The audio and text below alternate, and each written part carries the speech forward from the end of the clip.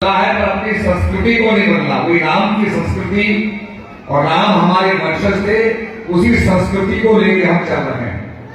और आपको विश्वास नहीं होगा कि इंडोनेशिया का जो करेंसी नोट है उसमें गणेश महाराज की फोटो छपी हुई है, जबकि इंडोनेशिया जो है मुस्लिम देश है। कहने का मतलब अपने संस्कार, अपनी संस्कृति। तो कारण की बात मैं कर रहा था, तो जिस समय रावण ऋषि लोगों से लगान लेता था, ऋषियों के पास कोई धन नहीं था, तो ऋषियों ने कहा, रावण से कहा, हम तुम्हें क्या दे, हमारे पास कुछ नहीं है देने को। तो उसने कहा, तुम्हारे पास खून तो है, अपना खून दो।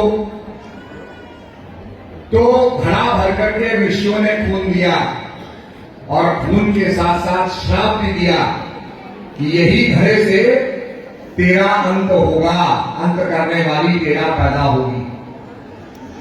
तो उस समय ये आता है, उस रामायण में आता है कि रावण ने कहा, मैं इसको मार दूं, खत्म कर दूं। तो आकाशवाणी हुई, ऐसा मत करना, तुम्हारी मौत तत्क्षण हो जाएगी।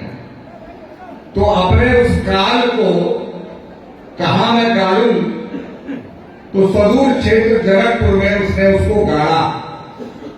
ये तो श्राप है, उसको धरती में गाड़ दिया। धरती में गाड़ा तो वहां बहुत ज्यादा जो है फैमिन हो गया, सूखाग्रस्त हो गई धरती। राजा जनक ने हल चलाया, वहां किसानों ने हल चलाया, तो सीता के रूप में एक कन्या मिली।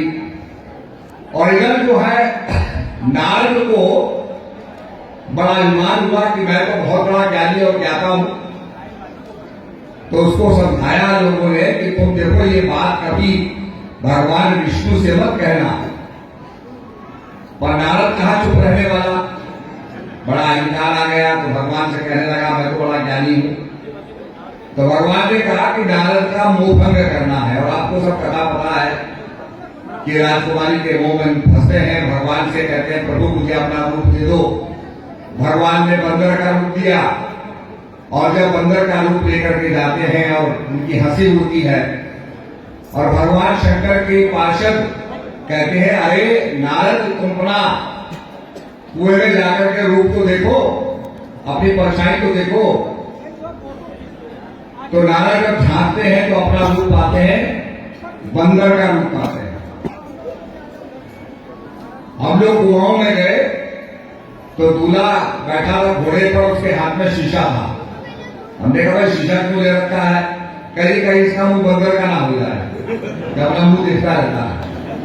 तो ये परंपराएं हमारे फिर हमारे सामाजिक कृत्यों में भी आने लगी।